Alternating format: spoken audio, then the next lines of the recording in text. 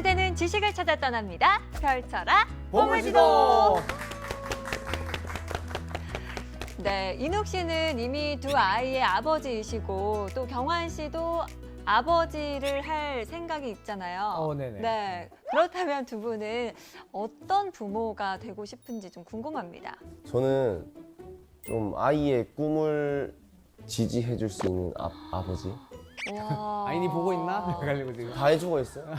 근데 보물지도 함께한 이래로 가장 어른스러워 보였어요. 가장 나이다워 보였어요. 진짜. 오늘 좀 아버지 같아요.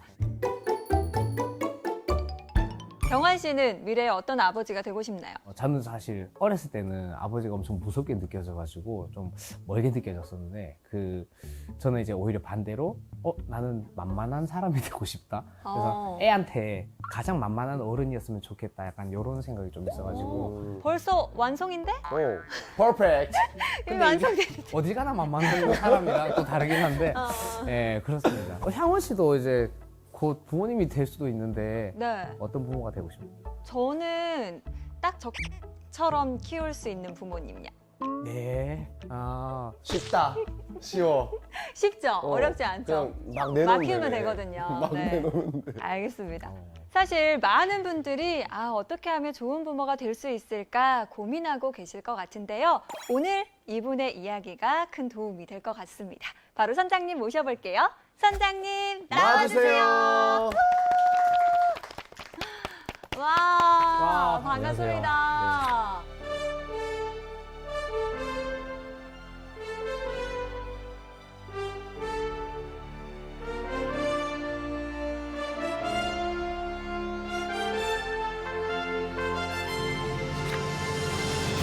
선장님, 근데 제가 살짝 우리 선장님 어떤 일 하시나 봤는데 정말 다양한 일 하고 계시더라고요. 제가 지금 하는 일이 대구 가정법원에서 소년범을 평가하는 국선 보조인 일도 하고 위탁보호위원 일도 하고 있고요. 그리고 과거에는 경찰서에서 소년범들의 재범성을 평가하는 범죄심리사 일도 했고, 그리고 현재는 이제 학교 밖 청소년들이나 이제 위기에 있는 청소년들을 자립하는 일을 하고 있습니다.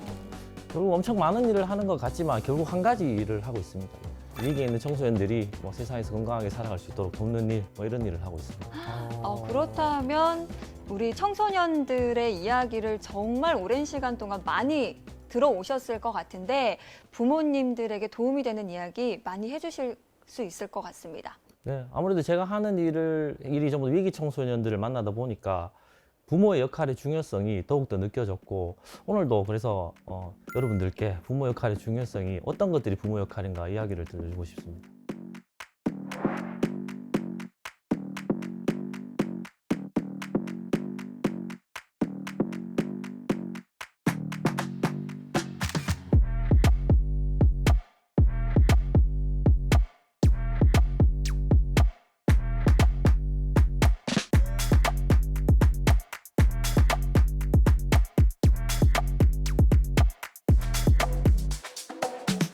여기 지금 보이는 모습이 1980년도, 90년대 당시의 학교의 모습이에요. 기억나죠? 전혀 기억 안 나세요? 저 때를 겪어보지 못해서 네, 잘 모르겠어요. 저는 나 저때 없었거든. 저는 저 당시에 국민학생이었어요. 그때 한 반에 한 60명 정도 됐던 것 같아요. 한 반에 60명이고, 그리고 반도 한 10반 이상이니까 전교생이 엄청나게 많았어요. 거의 저희 어머니 때. 어머니 때까지는 엄청나게 많았어요. 네. 그렇기 때문에 그때는 오전 오후반이라고 들어보셨어요?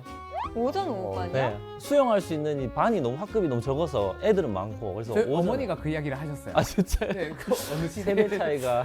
네. 그래서 학교를 가면 친구도 많고 뭘 해도 재밌었어요. 그리고 왕따라는 게 있을 수 없었던, 어찌 보면 저 많은 친구들 중에 어떻게 왕따를 당하시겠어요? 그렇죠. 그리고 이 모습은 이제 저희가 이제 코로나로 정말 힘들었잖아요. 네. 코로나 시기 때 학교 모습인데, 코로나 때 기억나세요? 어땠는지 전 세계가? 기억나죠. 사실 지인이랑 밥 먹는 것도 조심스러웠던 소통 시기죠. 자체가 많이 맞아요. 차단이 되니까.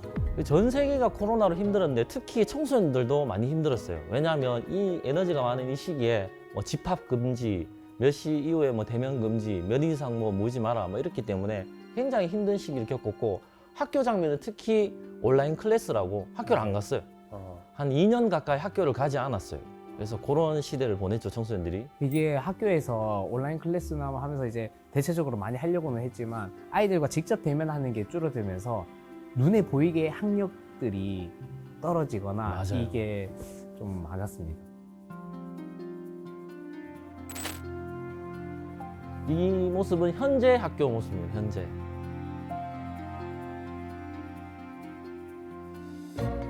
요즘 뉴스에 보면 뭐 초등학교, 중학교, 고등학교가 폐교됐다 이런 거 많이 보시죠. 이제 학생 수도 또 굉장히 많이 줄었어요. 물론 이게 코로나의 영향은 아니지만 인구 감소로 인해서 학교가 많이 폐교되고 해서 요즘 애들이 학교를 가도 친구가 없어요.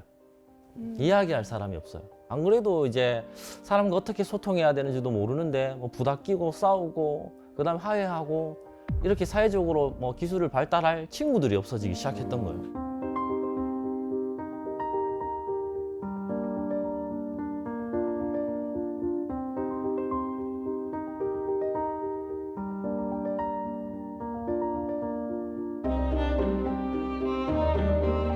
자, 우리 MZ 세대라는 말 많이 들어보셨죠? MZ. 네. 네, MZ 세대. 1980년대 이후에 태어난 사람들. 여기 다 MZ이실. 다행히 저희 들어왔습니다. 다행이다. 다행히 MZ 중에 MZ죠. MZ 중에 네, MZ. 네. 그러면 MZ의 약자가 뭘까요? MZ 밀레니얼 지브라. Z인가요? 아니에요. 이 MZ 세대 약자는 몰라요, 잘래요. 뭔가 근데 뜻이 맞는 것 같아요. 예. 애들한테 뭘 물어도 아 몰라요. 아 잘래요. 우리 중에 제일 MZ인데? 이모 씨? 그렇지. 제일 MZ. 완벽하지. 제일 뭐라 MZ예요. 네. 그런데 이 MZ 세대라는 말 말고 지금 이제 청소년기를 보내고 있는 우리와 다른 지금 뭐 06년생 밑으로 지금 이제 11년생까지 요 친구들을 우리는 C 세대라고 부릅니다. C세대. 네, C 세대가 세대. 뭘 얘기하냐? 뭐 코로나의 C와 그다음에 위기의 C, 컴퓨터의 C, 반도체 뭐 이런 칩의 C, 아. 뭐 여러 가지 비판의 C, 이 모든 C의 영향을 청소년기에 많이 받고 자란 세대를 우리는 C 세대라고 부릅니다. 나는 AC 하는 줄 알고. 예.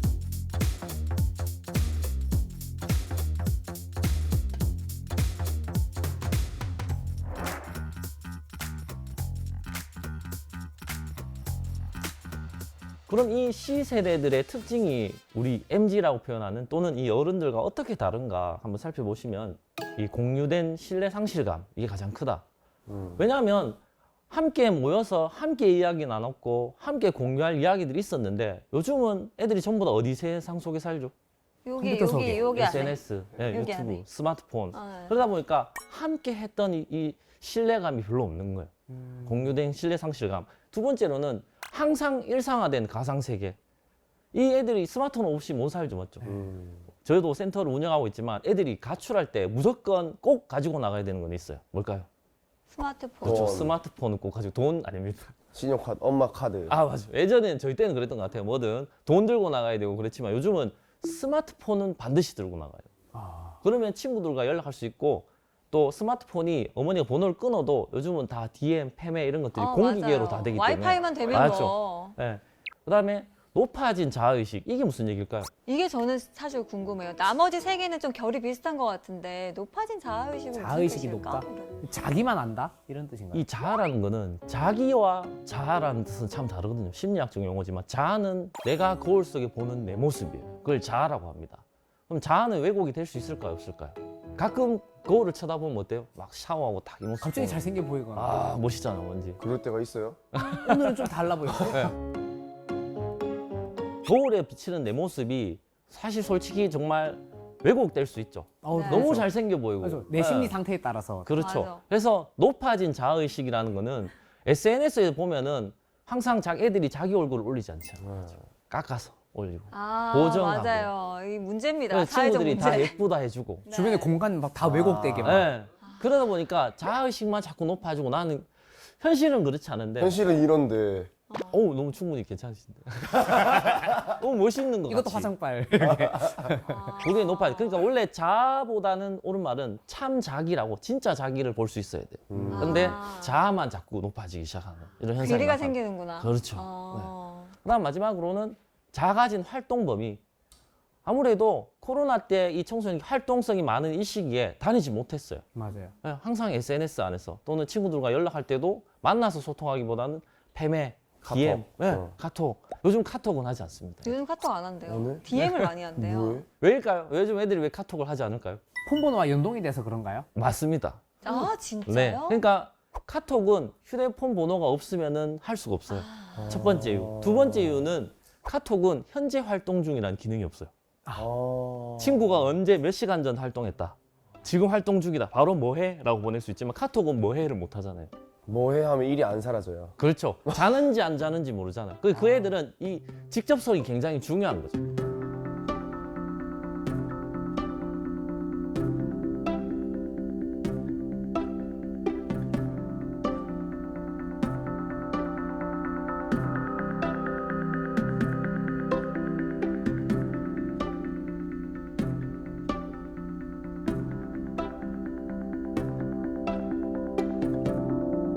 반대로 얘기하면 어른들도 정말 힘들었잖아요. 코로나 시기에 뭐 코로나 뭐 블루, 레드 이런 말 들어보셨죠? 뭐 회사도 잘 못 나갔고 외출도 못 하고 취미 활동도 못 하고 말 그대로 활동을 해서 밖에서 돈을 벌으셔야 되는 분들은 돈을 못 벌었어요. 거의. 맞아요. 자영업 하시는 분들은 뭐 가게가 망하고 막 이런 일들이 많았단 말이죠.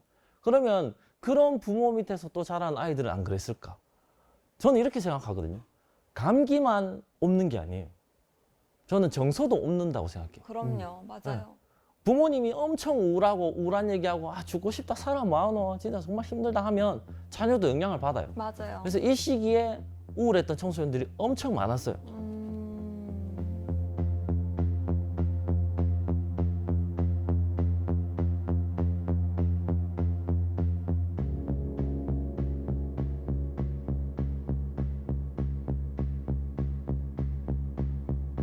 그로 인해서 아이들이 우울하면은 어떤 현상이 나타날까? 우울하면 우울합니다 하고 끝나는 건 아니잖아요. 뭔가 그로 인한 문제 행동들이 엄청 많이 나타났을 거란 말이죠. 그 문제 행동들이 어떻게 나타났을까 한번 볼게요. 여러 가지 부적응 행동 중에서 첫 번째, 학교 부적응입니다. 학교 부적응. 뭐 예전에도 학교 밖 청소년이라고 불리는 학교를 중간에 그만두는 친구들이 많았지만 요즘 더욱 더 많아졌어요. 학교를 왜냐하면 그 코로나 시기만 해도 저 코로나인 것 같아요 하면 선생님들이 안 와도 된다 했거든. 출석 인정해주고. 예. 그리고 뭐 전부 다 애들이 뭐 조금만 이상한 증상이 있으면 오히려 학교에서 오지 말라고 했으니까 그게 몸에 익숙해진 거예요. 예전에 학교 안 가면 부모님이 어땠어요? 아우 두드리 많았죠. 아 그렇죠. 저희 때는 학교 안 가면 큰일 나는 건 줄 큰일, 알았어요. 요즘은 네. 그렇죠. 예전에는 개근상 못 받으면 큰일 날 네. 것처럼 맞아요. 이야기하더니 근데 참 안타까운 게 요즘은 부모님들이 거짓말을 해줘요. 왜요? 그게 사랑이라 생각하시는 거죠. 빠지게 해주고. 예. 그리고 그로 인해서 또 학교 부적응, 학교도 안 가고 집에만 있고 하다 보니까 다양한 비행과 범죄도 나타나겠죠.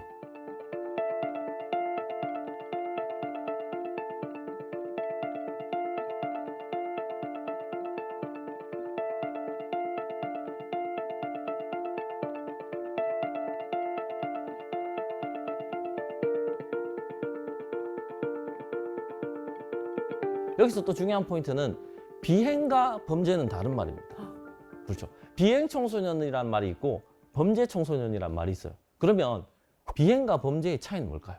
일단 비행은 날라다니는 거. 뭔가 범죄가 좀 더 심각해 보이고 심각한 거? 네. 비행은 뭔가 법의 그 불법까지는 아닌 애매한 느낌의 경계선이지 않을까. 여기서 그냥 핵심 단어 나왔는데 법입니다. 법. 비행 청소년은 뭐냐면 가출하는 거, 부모님한테 대드는 거, 학교 안 가는 거, 술 마시는 거, 담배 피우는 거. 이게 사실 비행 소년이에요. 여기서 술, 담배 불법 아니야? 라고 착각하시는 부모님도 있을 수 있지만 엄연히 청소년이 술, 담배를 하고 마시는 거는 불법이 아닙니다. 구매하는 것이 불법입니다. 그러면 이렇게 생각할 수 있어요. 지금 보시는 부모님들께서도 세상에 저는 비행 청소년이 아니었던 부모는 단 한 부모도 안 계시다고 생각합니다. 어떤 뭐 아버지 돈에 뭐 지갑을 돈 조금씩 훔칠 수도 일탈해보는 있고 소리도 질러 갈 수도 가출했을 수도 있고 하루 정도 막 늦게 갔을 수도 있고 이 비행 소년의 시기는 누구나 보내요. 저는 그렇게 생각해요. 근데 이제 범죄 소년은 뭐냐면 그러다가 아까 더 심해져서 법을 어기기 시작합니다. 술, 담배 불법 아니래. 친구들하고 얻어서 피다가 그러다가 담배를 직접 사고 싶잖아요. 그럼 남의 신분증을 훔쳐서 공문서 부정행사를 해서 담배를 사게 됐다. 그때부터는 범죄 소년인 거죠. 오토바이를 타고 싶네. 뒤에 정도 탔다가 자기가 직접 면허 없이 타게 되면은 무면허 운전, 범죄 소년. 그때부터 범죄가 되는. 그렇죠. 그래서 지금 이렇게 비행가 범죄 소년들이 엄청 많이 증가했어요. 흡연이나 뭐 술 이런 얘기를 하면서 이게 우리가 말하면 청소년들이 이 물질에 의한 중독이 많이 나타났다 이렇게 표현하는 건데 요즘 청소년들 엄청 뜨거운 범죄 중에서 뭐 딥페이크도 있겠지만 또 문제가 뭐냐면 마약입니다. 그러니까요. 아니 요새 마약하는 친구들이 많아요. 그렇게 많대. 그러니까 옛날에는 저희가 담배 피우는 청소년 이런 인식이 이제는 그 담배가 마약이 됐다고 과하게 얘기하면 그렇다고 하더라고요. 마약은 어디서 구하는 거야 도대체? 마약 텔레땡 네, 이런 뭐 텔레그램이라든지 뭐 다크 웹사이트를 통해서 지금도 마음만 먹으면 진짜 한 3분 만에 구입할 수 있어요. 아니 근데 돈이 많네 애들이. 또 그게 또 중요한 포인트인데 마약이 요즘 치킨값밖에 안 해요. 아? 그 싸졌어요. 얼마나 질환 좋은 어. 마약이겠어 진짜. 쌀수록 신체에 정말 안 좋다. 뭐 자꾸 대변인이. 저도 사실 궁금해서 이런 걸 막 찾아봤었어요. 너무 궁금해서 저도 찾아봤었는데. 찾아만 본 거죠? 예.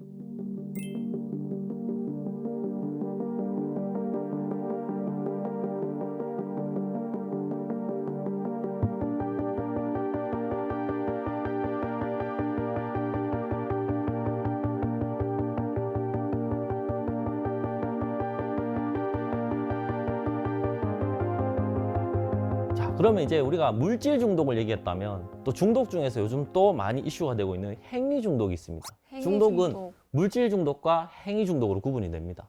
행위 중독이 대표적으로 도박이 있겠죠. 행위라는 도박. 어떤 물질로 인해서 중독이 된 게 아니에요. 근데 이 도박이 요즘 청소년들한테 엄청나게 심각합니다. 이거는 정부에서 도박 관련된 조례가 발표되고 학교마다 도박 관련 예방 교육을 해라고 할 정도로 엄청 도박이 심각한데 그 이유도 코로나의 영향이 대단히 큽니다. 아. 네, 그리고 스마트폰의 사용. 예전에는 도박을 한다면 최소한 두 가지를 알아야지 도박을 할 수 있었어요. 첫 번째가 뭘까요? 룰. 그렇죠. 풀하우스가 뭔지, 로얄 스트리트 플러시가 뭔지 알아야 도박을 하죠. 근데 요즘 도박 혹시 보신 적 있어요? 애들 하는 도박? 본 적은 없지만 약간 스마트폰 되게 룰렛 돌리는 건가? 네. 뭐 홀짝 맞추기, 쉽게 할 수 있을 것 네, 같은데. 뭐 저도 많이 했던 것 같아. 홀짝 맞추기 이런 거 했던 것 같은데. 돈을 아날로그로 내셨어요? 했잖아. 아날로그로. 네. 동전 흔들어서. 그렇죠, 맞아. 네. 그리고 아니면 뭐 달팽이 경주, 뭐 이런 것들이 요즘은 수수해 보이는데요? 수수해 보이죠. 네. 이게 또 좋은 포인트예요. 아. 애들이 이거를 마치 도박이 아니라 게임으로 생각하는 거예요. 그냥 돈 들어가는 유료 게임. 게임은 순우리말로 하면 뭐예요? 놀이. 롤입니다, 맞죠? 도박은 절대 놀이가 아닙니다. 아니 그러면 궁금한 게 우리 친구들이 스마트폰으로 게임 같은 그런 걸 하면서 돈을 잃고 따고를 하는 거예요? 그렇죠. 그게 이제 사행성이 추가되는 느낌. 야, 나 때 그 도박은 판치기밖에 없었는데. 이거요? 체기에 판치기. 예. 요거 저희는 그거밖에 다 아날로그. 짤짤이도 하지 않으셨나요? 맞아요, 짤짤이. 했어요. 짤짤이. 예. 예. 그러니까 이게 얘기했듯이 도박의 두 번째 특징은 현장성입니다. 도박을 하려면 하우스가 어딘 줄 알아야죠. 모여야 돼. 어딘 줄 알아야죠. 룰도 알아야 되지만 어디서 하는지 알아야 되죠. 근데 요즘은 내 손 안에 도박장. 그렇네. 스마트폰. 24시간 돌아가죠. 익명성 보장되죠. 너무나 좋아요. 또 심지어 룰을 배울 필요도 없어. 그래서 청소년들이 너무나 도박이 심하게 퍼지기 시작했어요. 아, 도박이 연령 관계없이 남녀 구분 없이 24시간. 엄청나게 도박이 많이 퍼지기 시작했다. 이게 바로 행위 중독 중에 제일 대표적입니다.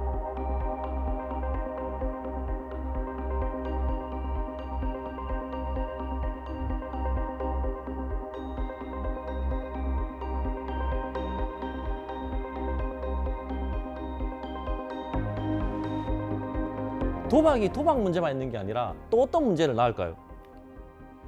여기 문제입니다. 오늘의 퀴즈. 애들이 SNS 스토리에 초성으로 이렇게 올립니다. 어. 나 뭔지 알 것 나도 같아. 알겠어. 뭘까요? 귀엽다. 아닙니다. 게이드. 게이득이라고 주로 많이 얘기하십니다. 아닌가요? 네, 도박과 관련이 돼 있습니다. 아, 도박과 이거 관련이 아마 있다. 청소년들한테 제가 문제 내면 거의 다 맞춰요. 고인다. 아닌가요? 아유. 개인 돈. 개인 돈? 개인 돈. 아이들이 미성년자들이 이 스토리에 이렇게 올려요. 초성으로 개인 돈. 돈 빌려준다 이거죠. 아, 그 말이에요. 개인 돈. 그리고 정확하게 말하면 개인 돈 소액 고액 이렇게 적혀 있죠. 아. 시읒 이응 기억 이렇게 적혀 있어요.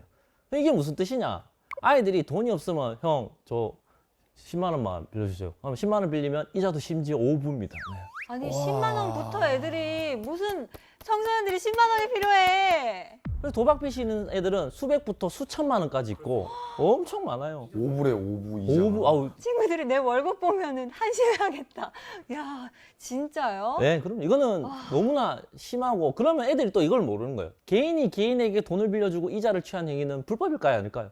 불법이에요. 네, 엄연히 불법입니다. 이자를 취하면 안 되죠. 네. 은행만이 할 수 있죠, 맞죠? 근데 아이들이 개인이 개인끼리 돈을 빌려주고 이자를 취하는 거예요. 근데 더 중요한 거는 범죄까지 가는 경우도 많죠. 특히 이제 절도 이렇게 아이들이 다니면서 물건을 훔치거나 네, 이 공문서 부정행사 아이고. 정말 많아요. 이거는 아마 초기 범죄에서 많이 나타나는 것 같아요. 뭐 여자애들 술집에 가기 위해서, 남자애들 담배를 사기 위해서 뭐 이런 공문서 부정행사가 많이 나타나고 있고요. 그다음에 참 이 성매매 아유. 이거는 하루 이틀 문제가 아니고요. 좀 많이 됐어요. 이 성매매 이 여자애들이 돈을 벌기 위해서 자기 성을 파는 거예요. 그것도 또 구매자는 누굽니까? 어른이. 그렇죠. 나쁜 어른들이죠. 어른. 네, 어른이죠. 저는 소년 사건이 기사가 났을 때 그 현상만 보고 아 요즘 아이들 안 되겠다 막 이렇게 하지만 결국은 보면 어른이 그렇죠. 아이들이 뭐 불법 렌트카를 하고 사고가 났다 누가 렌트해 줬는데 어른. 술 먹고 난동을 피웠다 누가 팔았는데요. 다 어른. 어른. 이게 제공되는 게 없으면 애초에 시작할 수가 없는 그래, 거예요. 공급과 수요가 맞아야 유지가 되는 거죠. 또 폭행, 협박 뭐 이런 것들은 예전부터 많았겠지만 이제 돈을 빌려주고 나서 돈을 받기 위해서 뭐 협박하고 집을 찾아가고 뭐 이런 경우도 범죄로 많이 나타나기 시작했고 무면 운전 뭐 혹시 청소년기 오토바이 타보셨어요, 선생님? 저는 성인 되고 탔습니다. 성인 되고 타셨어요? 네. 네. 이런 뭐 대구는 또 특히 부끄럽지만 이 폭주를 하는 애들이 많아요. 이것도 스트레스를 풀기 위함인가 봐요. 아이들에게 항상 제가 질문해요. 이건 너무 다 아실 거예요. 광복절이 무슨 날입니까? 나라가 광복한 날요. 어디서부터요? 일제로부터. 맞죠. 근데 애들은 뭐라고 얘기할 것 같아요? 폭주 뛰는 날. 우리의 해방일. 음. 약간 이런 느낌인 것 같아요. 광복은 우리가 일제강점기로부터 해방해서 자유를 찾은 날인데 그날의 의미도 모르고 아이들은 광복절이 되면은 일제 오토바이를 타고 태극기를 흔듭니다. 일체로 좋아했다. 뭐 무면 운전도 많이 증가했고 아이들이 뭐 술 먹다가 차 사고 나고 뭐 이런 경우도 많은 이런 잔잔한 비행과 범죄 행동이 굉장히 많이 증가했다는 거예요.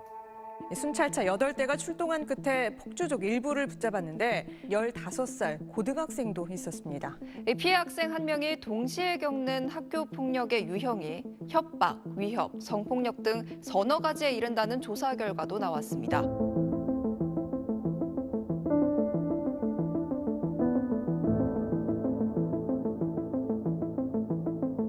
왜 촉법소년법에 대해서 많이들 이야기를 하시잖아요. 워낙 청소년 범죄가 수준이 너무 높아지고 있다 하시면서 연령을 낮춰야 되는 거 아니냐 이런 이야기도 하시는데 선장님은 어떻게 바라보시는지도 궁금해요.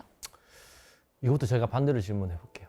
촉법소년은 처벌받지 않는다. 이렇게 뉴스가 많이 나오잖아요. 처벌받지 않는 소년, 촉법소년. 사실일까요? 아닐까요? 그 참작이 되는 정도 아닐까요? 처벌은 받죠. 처벌받지 않습니다. 와. 촉법은 처분밖에 못 받아요. 소년 보호 처분. 그러면 원래 당연히 소년은 처분받는 거 아닌가요? 아니요. 촉법소년이 지난 13세 이상은 강력범죄, 살인 또는 뭐 마약 이런 걸 저지르면 처벌도 받아요. 교도소도 갑니다. 소년이지만 소년 교도소가 따로 있어요. 남자는 김천 소년교도소, 여자는 청주 여자 소년교도소. 징역이요, 전과. 근데 촉법인 13세 미만은 어떠한 잘못을 해도 소년은 밖에 가지 못한다는 거예요. 형사구속이 안 된다는 뜻입니다. 근데 이거를 대부분의 국민들이 잘못 보면 처벌받지 않는다? 집에 보내주는 줄 압니다. 아무것도 없는 줄 알아요. 아니에요. 그래서 실제로 소년에도 막 1, 3년생 이런 애들 들어와 있거든요. 니 왜 왔어? 가면 형들이 촉법은 소년을 안 간다 해서 하면서 이런 애들 있거든요. 잘못 알고 있어요. 그러니까 너무 이런 미디어에서 잘못 다루고 있지만 촉법도 처분은 받아요. 그래서 제 의견을 정리하자면 촉법이란 단어는 닿을 촉자의 법법자예요. 이제 막 법에 닿은 그런 형사 미성년인데 그 아이들마저도 교도소 다 보낸다? 징역 살린다? 아닌 것 같아요. 그래서 사실 어른들이 얘기하잖아요. 요즘 애들 얼마나 키도 크고 성장도 많이 됐는데 저는 반대인 것 같아요. 요즘 애들이 신체 발육만 높지 정서적 발육은 낮은 것 같아요. 덩치만 컸다. 네. 그렇기 때문에 막 그 처벌을 강화하고 막 징역형을 보내고 막 이런 것들은 나라가 해야 할 일이 있고 어른이 해야 될 일이 있잖아요. 그래서 그렇게 처벌만이 능사는 아니고 촉법소년을 몹세라 이런 말도 저는 반대합니다. 물론 아직까지 많이 소년보호 처분도 바뀌어야 될 부분은 많아요. 더 나아가서는 이 청소년들의 문제 행동은 심리적인 게 되게 많아요. 근데 이제 처벌이라기보다는 이 약간 치료도 필요한 애들이 많은데 그런 치료 시설이 우리나라에 없습니다. 그런 것들이 좀 많이 늘어야 되고 전문가들도 엄청 많이 좀 양성이 돼야 된다고 생각해요.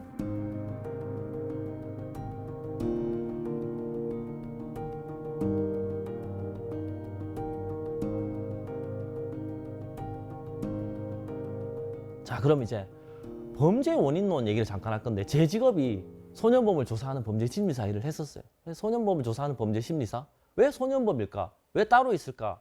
그거를 범죄학에서 찾아보면 범죄 원인론은 크게 두 가지로 구분될 수 있습니다. 첫 번째는 자유의지 이론입니다. 자유의지.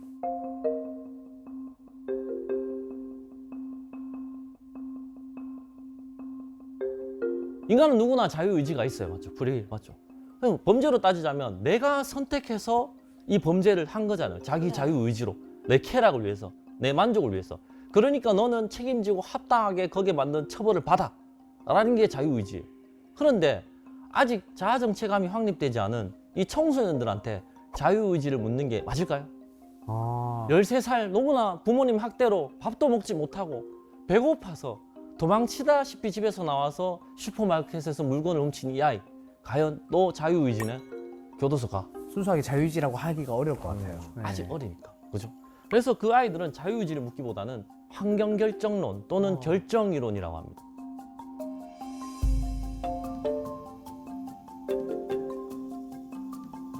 소년범죄는 환경의 영향을 대단히 많이 받습니다. 이 정해진 환경 때문에 범죄를 저지른다. 이게 환경결정론이에요. 그래서 소년은 형사법으로 처벌받지 않고 소년법에 의해서 처분을 받습니다.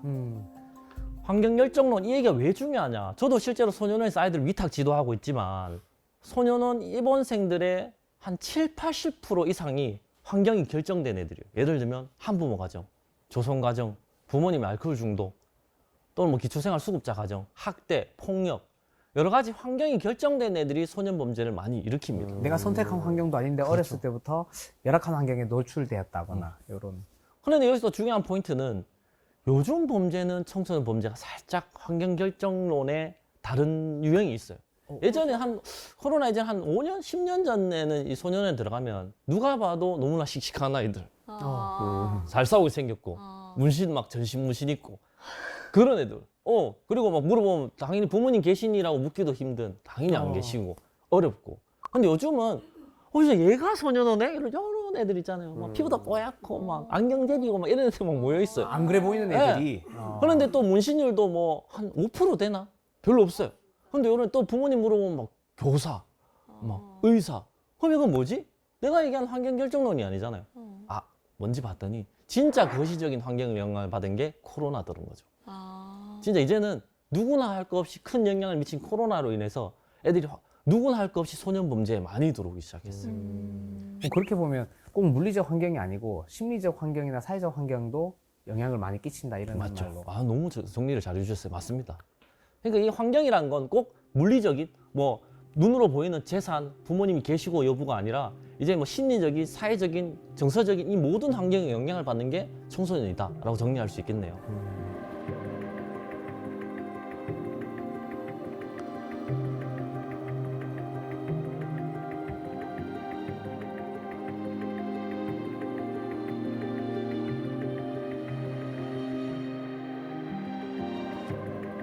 본인들 집에 각자 어항 안에 예쁜 물고기를 한 마리 키우고 있었어요. 네. 근데 그 물고기가 어느 날 보니까 너무 아픈 거예요. 왜 아프지? 봤더니 물이 똥물이에요. 그럼 이 물고기를 어떻게 하면 치료해 줄 수 있을까요? 물을 갈아줘야죠. 뭐 갈아줘야 돼. 아니 이런 쉬운 문제를 왜 퀴즈로 그죠? 물을 갈아주면 되잖아요, 맞죠? 근데 참 어리석게 어떤 사람이 물고기를 빼고 치료해서 넣고 물고기를 빼고 치료해서 다시 넣고 하는 걸 이게 맞나요? 근본적인 치료가 안 되겠네요. 그게 바로 환경결정론입니다. 자꾸 청소년 문제 행동이 나타날 때 청소년들 안 된다, 임마들 이거 안 된다, 소년법을 개정해라, 촉법 없애라 자꾸 얘기를 하시거든요. 그게 아닌 것 같아요. 대표적으로 대구에는 야외음악당이라는 거 아시잖아요. 야당. 네, 야당이라 불리는 여름만 되면 애들 말로 정말 핫플이죠. 네. 난리 나죠. 예, 청소년들 우리가 표현하는 민자들이 모여서 술을 마시고 담배를 피우고. 저는 그 대구에 들어왔을 때 그 우리 사촌 형이 있어서 처음에 놀러 왔다가 야외 음악당을 보여주면서 여기 둘공원에는 치킨을 시키면 돗자리랑 같이 준다는 거예요. 그래서 대구 정말 좋은 동네구나 생각했는데 네, 가끔 미성년자들이 치맥을 시켜 먹기도 했. 신분증을 보지 않죠. 가끔이 아니고 많아요. 여름만 가면. 진짜? 그리고 네. 옛날에는 이거 이만한 그 파랑 색깔 아이스박스 있죠. 네. 그 놀이동산 가면 옛날에 있었던 그런 데다가 술 해놓고 아줌마들이 팔았어요. 그리고 헌팅이 메카가 되기도 하고 그로 인해서 성범죄 싸움도 많이 일어나고요. 아이고. 그래서 예전부터 저는 경찰관들하고 합동으로 단속을 많이 나갔어요. 근데 궁금해지는 거예요, 문득. 아니 이렇게 미성년자들이 술을 많이 마시고 신분증 안 보는 줄 아는데 구청에서는 왜 단속을 안 하는 거야? 그러게. 이런 생각이 들었어요. 네. 그래서 저는 또 못 참죠. 전화했죠. 아니 이런 사람인데 왜 단속을 안 하냐? 했더니 구청에서 뭐라고 답을 했을까요? 방법이 없다. 단속을 사람이 그나마 없다. 이게 양지로 와서 술 먹는 거다. 단속을 했더니 예상 떨어진다고 항의 전화가 오는데 나쁜 어른들. 또 나쁜 어른들 아닙니까? 맞죠? 그러면서 그 어른들이 TV를 보면서 소년법들 안 돼, 이것들 안 돼 하면 자기들이 술 다 팔면서 그러면서 매상 떨어진다고 단속하면 뭐라 하고 왕안에 물고기가 아프면 물이 더러우면 물을 갈아주세요. 내 가정을 돌아보고 자기를 돌아보고 같이 바뀌어야죠. 맞죠?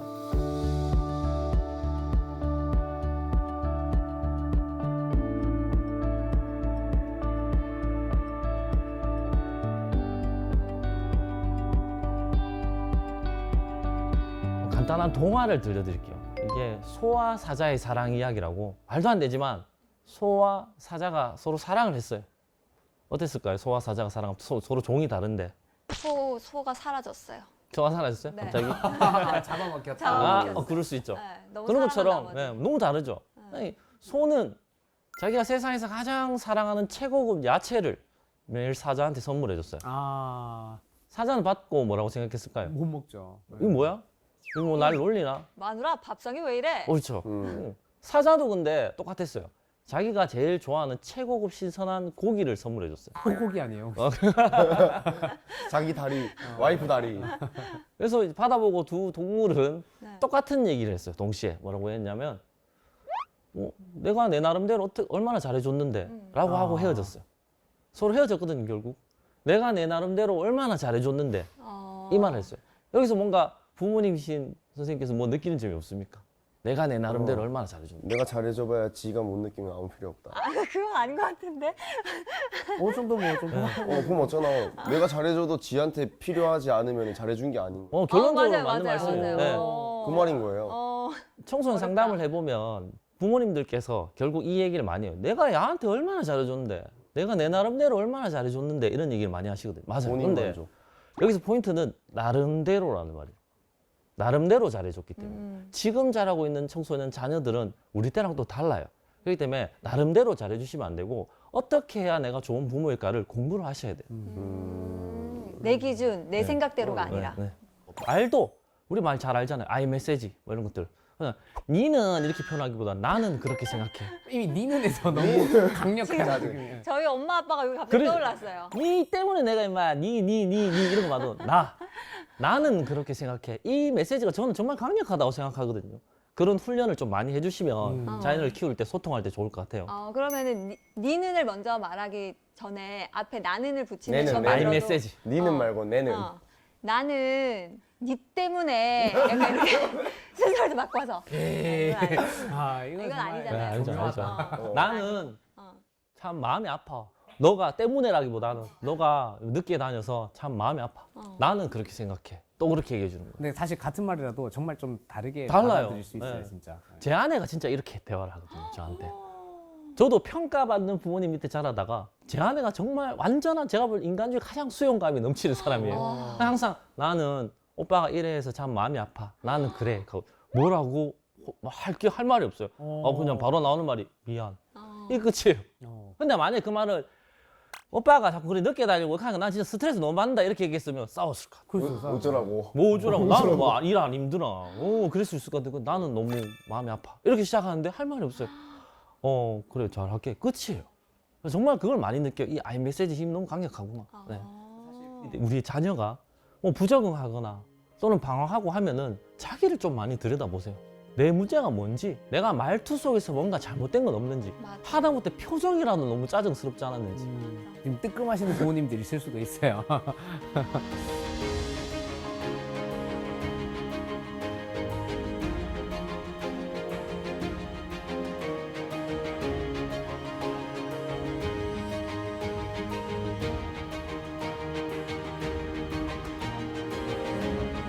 그럼 어떻게 하는 것이 좋은 부모 역할입니까?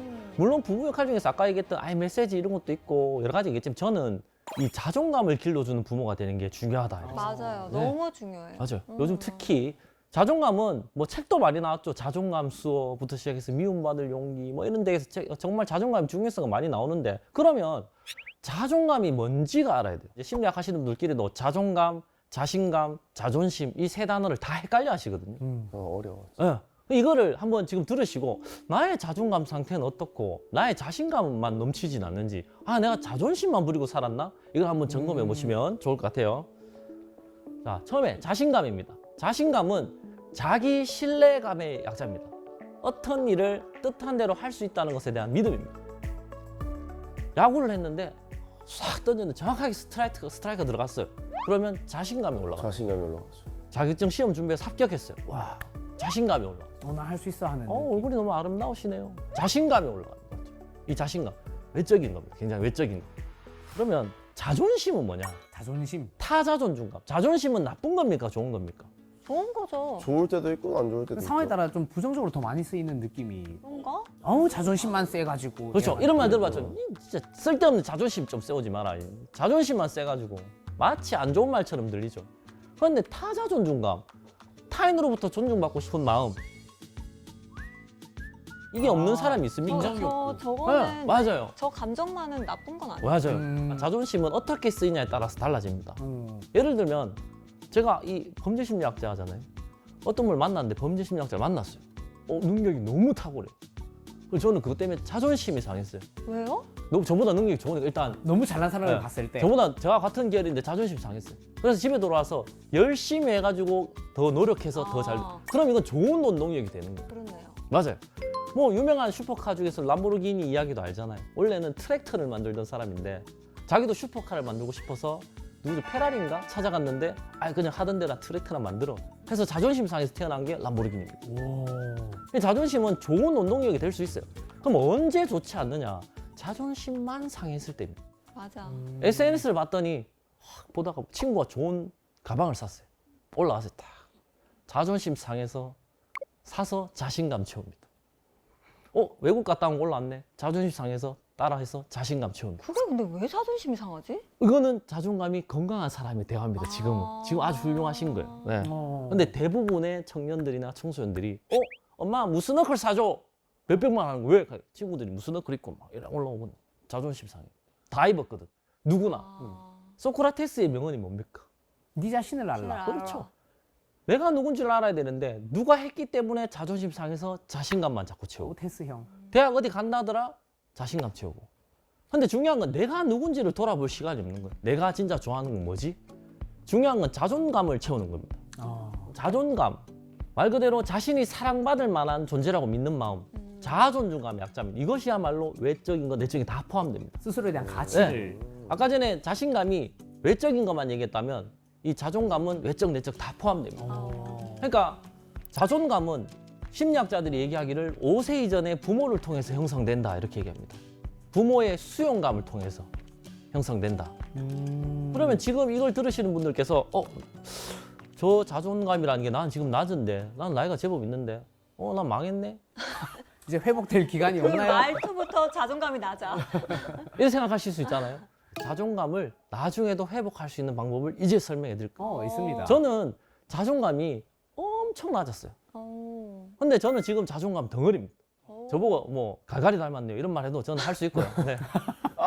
생각 안 했는데 그렇게 얘기하니까 살짝 괜찮아요. 저는 물론 이 자존감이 높은 사람이라고 기분이 나쁘지 않은 건 아니에요. 하지만 수용받은 경우 부모로부터 항상 너는 가치 있는 존재야 라는 이 수용을 받은 사람은 괜찮아요. 다시 회복할 수 있습니다.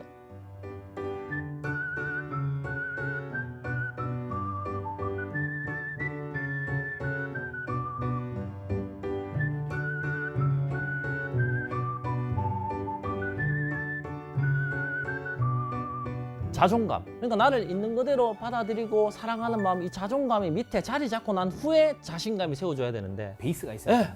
그래야 흔들리지 않아요. 그런데 자존감은 정말 작은데 그 위에 스펙만 쌓은 이 자신감들 또는 자존심 덩어리. 자존심 덩어리가 다른 말로 뭡니까? 열등감 컴플렉스라고 합니다. 맞죠? 아니 이런 거죠. 애들 중에서도 소년범 애들 중에 저는 이걸 소년범으로 한번 비교해 볼게요. 예.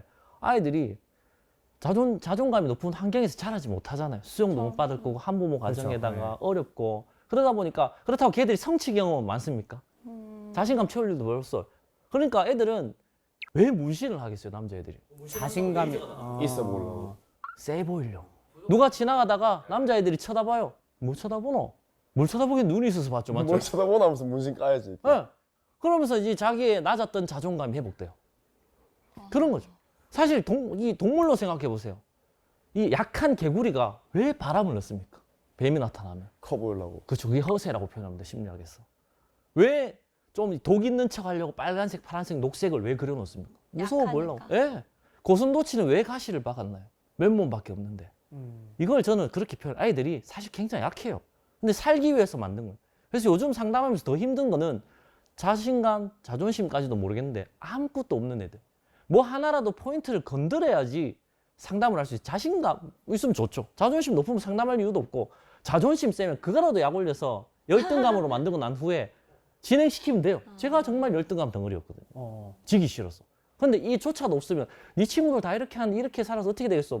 뭐 그런가 보죠. 몰라요, 잘래요. 조차 없는. 네, 몰라요, 잘래요. 어차피 뭐 이런 흐른 대로 사는 거죠. 뭔가 마치 약간 해탈한 것처럼. 예, 뭐 욜로 라이프를 사는 양 착각하는 거예요. 태어나서 사는 것처럼. 그렇죠. 의지가 없으면 더 진짜 힘드시겠어요. 동기가 없으면 네. 상담을 하기. 그 동기를 불어 넣는 역할을 부모님께서 붙어서 많이 해주셔야 돼요. 평소에 대화도 많이 하고 삶의 이유, 내가 왜 살아야 되는가?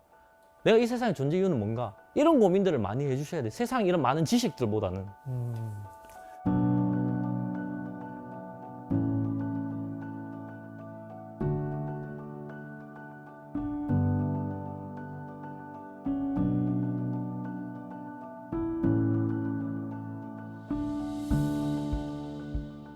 자, 그러면 정답을 이제 나올 때가 있어. 그러면 내 아이가 자존감이 낮아요.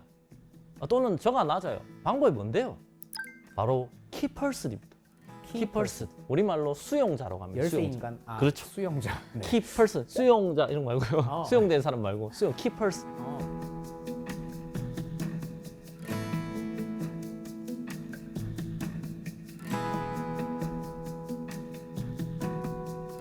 말 그대로 있는 그대로 나를 받아들여주고 나에 대한 관심을 표명해주고 지지해주고 곁에 있어주고 언제나 함께해주는 이런 수용자가 부모가 돼주셔야 됩니다. 나 그렇게 하고 있는데? 근데 여기 착각이 있어요. 수용과 이해는 다른 말이에요. 그러니까 난 네 마음 이해한다. 네 그런 힘든 거 이해하지. 학생이고 뭐 네 어릴 때 나 안 그랬나 나 이해한다. 이 이해라는 건 영어로 뭐죠? understand. 이해를 어디로 합니까? 머리. 그렇죠. 머리로 했다는 거는 평가를 거쳤다는 거죠. 평가하고 있는 거예요. 제 직업이 아까 뭐라 했어요? 범죄 심리사 맞죠? 네. 사람이 동공, 수축, 팽창, 입술 떨림까지 다 지켜봅니다. 그래서 장모님이 제 얼굴을 잘 안 쳐다봐요. 네. 그런 것처럼 이 평가의 과정을 거쳤다는 거는 썩 유쾌하지는 않아요. 수용은 영어로 뭡니까? accept. 그렇죠. accept. 영어 잘한다. 있는 그대로 받아들여 주는 거. 맞죠? 애들이 힘들고 가출하면 왜 친구들이랑 놉니까? 친구들은 다 받아주니까. 아마나 야 가서 담배 하나 피자 하면서 와 로라로 갈래? 야 니 왜 성적이 어떤데? 부모님 어떤 일에서 그랬구나. 막 이런 거 안 해요. 그렇죠. 안 해요. 그러니까 그냥 수용감을 느끼니까 편한 거예요. 아무것도 안 하고 결국 가출해서 뭐 했는지 보면 그냥 놀이터에 앉아 하루 종일 앉아 있는 게 다인데도 좋았대요. 상담이라는 게 그렇잖아요. 상담자가 그냥 들어줬더니 눈물을 흘리고 나가잖아요. 그게 수용감입니다. 부모는 이 역할을 해줘야 됩니다. 답답하고 물론 부모니까 힘들 수도 있지만 아니면 부모가 못하겠으면 그렇게 해줄 수 있는 멘토나 꼭 이 수용자는 부모일 필요가 없거든요. 수용자가 필요하다는 뜻이에요. 상담사가 될 수도 있고요. 선생님이 될 수도 있고요. 목사님이 될 수도 있고 누군가는 이 아이의 수용자가 있어야 성장할 수 있습니다. 마찬가지로 저도 참 방황을 많이 했었는데 그 시절에 그런 수용해주는 형이 있었어요. 있는 그대로 들어주고 뭐 그냥 있어도 뭐 힘들어 보여도 그냥 아무 말도 안 묻고 곁에 있어줘요. 그러다가 제 입에를 스스로 막 이런 일 힘들어서 가면 그래 하면서 아무것도 안 물었어요. 그냥 관심이 없었어요. 근데 진짜 필요한 존재. 네. 그게. 그래서 사실 이희와 수용이 아까 처음에는 비슷하지 않나 생각했는데 듣다 보니까 확실히 다른 게 네가 그 말한 거 이해는가? 근데 이걸 그렇죠. 전적으로 받아들이기는 어려운. 요럴 때는 확실히 이게 다르구나가 느껴지네요. 네. 그럼 또 부모님들께서 제가 이 수용 얘기를 하면은 있는 것들을 다 받아주면 그냥 막 체념하라 이 말입니까? 그거를 체념하라 포기하는 뜻 아니에요? 네, 그러면서 자존감 낮다, 자존감 네. 낮다. 부모님들도 한 번씩 보면 학교를 안 보내길래 학교 안 간다 하는 애를 어떻게든 부모 역할이 뭡니까? 잔소리 아닙니까? 잔소리가 굵은 소리고 부모님 역할 중에 잔소리는 필요해요. 근데 학교 가기 싫다니까 안 보내요. 아니 내가 전에 왜 학교를 안 보내서 중학교 의무교육이니까 수용하라면서요. 다 받아주고 그냥 막. 아니 또 심지어 요즘은 부모님이 애들 담배를 사다 주세요. 왜요? 공문서 부정행사 할까 봐. 범죄라도 하지 말라고. 일주일에 한 버릇씩. 그게 부모 역할입니까? 수용하라면서요. 맞죠? 여기서 중요한 포인트는 왜곡돼 버렸네. 모든 걸 체념하라는 게 아니라 전념하라는 뜻입니다. 전념. 수용이라는 거는 전념하라는 거예요. 아버님, 요번에 좀 쉬는 날 애하고 나가서 캠핑하고 좀 놀고 오세요. 나 물으면 놀고 왔대요. 근데 애는 놀았던 기분이 아니래요. 캠핑한 내내 거래처랑 통화해서 예. 같이 있었습니까? 전념했습니까? 애랑 대화 좀 한대요, 부모님이. 카톡 하면서 그래 말해라. 그래 밥 맛있었겠네. 수용했습니까? 온전히 눈에는 눈을 맞추고 같이 높이를 맞추고 있어주세요. 그게 바로 전념이에요.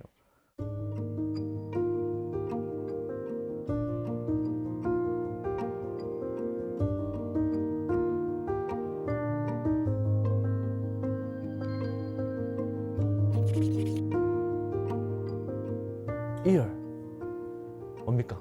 귀. 영어 잘하신다. 영어 잘한다. 어, 야, 영어 그래서 잘하는데? 가운데 앉았나? 갑자기 자존감이 뿜뿜. ear 귀죠. 귀는 어떤 역할을 하나요? 듣는 역할. 이렇게. 그럼 듣는 건 사실 또 어디로 듣나요? 마음으로. 저는 이게 사실 너무 뻔한 농담인 것 같지만 듣는 거는 귀로 듣는 게 아니라고 생각해요. 이 경청이란 말도 기울일 경에 들을 청자예요. 말 그대로 정말 이 아이에게 눈높이와 귀를 기울여서 그 아이를 들어주는 건데 저도 일을 하다 보면 애들이 엄청 막 사무실을 찾아가면 한 번씩 귀찮을 때 있어요. 그럼 저를 한 번씩 점검해 봅니다.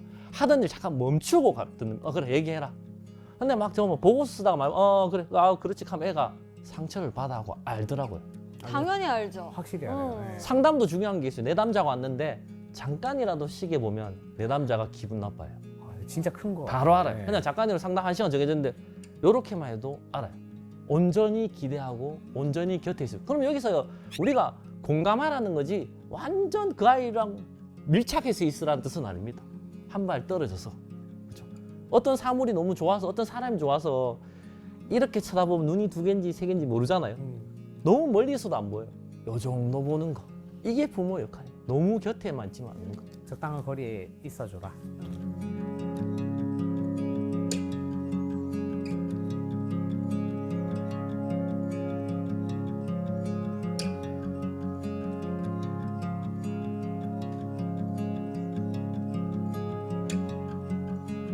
근데 저는 오늘 선장님의 이야기를 들으면서 또 이 부분이 궁금하더라고요. 흔히 말하는 사랑의 매라고 표현을 하잖아요.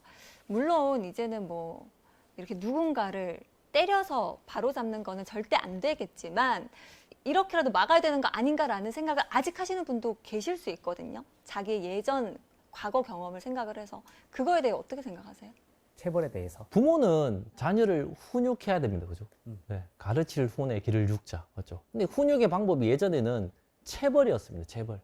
그래서 지금은 자녀 체벌 금지법이 생겨서 부모도 자녀를 때리면 형사처벌 받고 가정법원 가서 또 막 수강도 받아요. 벌금도 내고 해요. 실제로 그런 사례도 많고. 그럼 저도 당연히 부모의 자녀 체벌을 금지하는 걸 찬성합니다. 근데 여기서 포인트가 뭐냐면 체벌은 신체에 대한 처벌입니다. 체벌. 근데 체벌하지 말라고 하니까 처벌까지 안 하시는 것 같아요. 잘못한 일에 대한 합당한 지혜로운 처벌은 필요하다고 생각합니다. 근데 이제 체벌하지 말라니까 헷갈려서 다 안 하시는 거예요. 처벌은 해야죠. 지혜롭게. 용돈을 삭감한다든지 설거지를 시킨다든지. 맞죠? 적절한 상과 벌. 네, 그게 방법이 체벌이어서는 안 된다는 건 저도 100% 동의하고요. 하지만 더 지혜로운 처벌 방법은 무엇이 있을까? 어떻게 하는 게 좋은 훈육일까를 고민해 보는 게 부모의 역할이라고 생각합니다. 오늘 제가 제 이야기를 하면서 부모님들이 조금 기분 나빠할 수도 있어요. 왜 자꾸 부모 역할을 강조하고 왜 우리 혼내지? 왜 어른들 혼내지?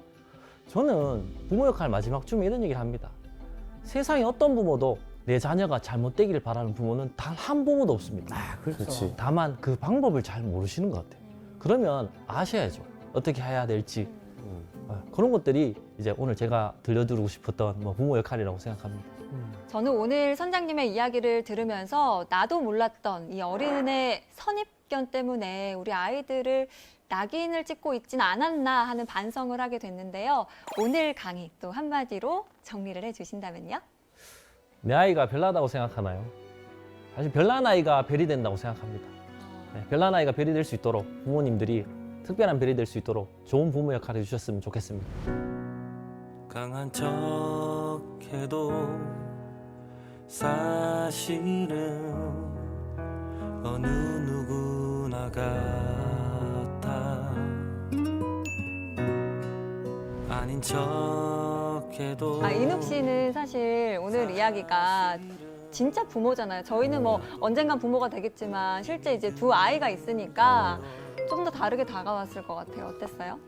어떻게 지도를 해줘야 되는지 다시 한번 생각하게 되었고, 애가 하는 걸 보고 내가 어떻게 하고 있는지를 잘 한번 되돌아보라고 하시는 말씀을 듣고 조금 애가 이렇게 행동했을 때 내가 잘못하지 않았나라고 다시 한번 되돌아볼 수 있는 계기가 될 것 같아요. 저도 사실 교육 현장에 있는 사람으로서 이쪽 관련해서도 이제 많이 뭐 위기 학생 관리 이런 것들도 지침이 학교에도 내려오고 선생님들도 어느 정도 교육을 받지만 실질적으로 와닿는 이야기를 듣고 보니까 조금 더 한 번 더 생각하게 됩니다. 예를 들면 나 때는 안 그랬는데 이게 단순하게 뭐 라떼를 이제 폄하할 게 아니라 실제로 환경도 다르고 그 환경을 새롭게 어른들이 또 라떼랑 정말 다른 이 새로운 환경을 한 번 더 이해할 필요가 있을 것 같아요. 그래서 저는 오늘 그런 계기가 돼서 교육에 있는 사람 입장으로서도 엄청난 도움이 된 것 같습니다. 네. 흔히 아이를 키우는 일에는 정답이 없다고는 하지만 수많은 정답으로 가는 실마리는 우리 아이들의 행동과 말을 유심히 살펴보는 것부터 아닐까 생각이 듭니다. 오늘 강의가 모든 부모님들에게 도움이 됐으면 하는 바람을 가지면서 외치면서 끝내볼게요. 다음 주에도 찾아라 보물지도!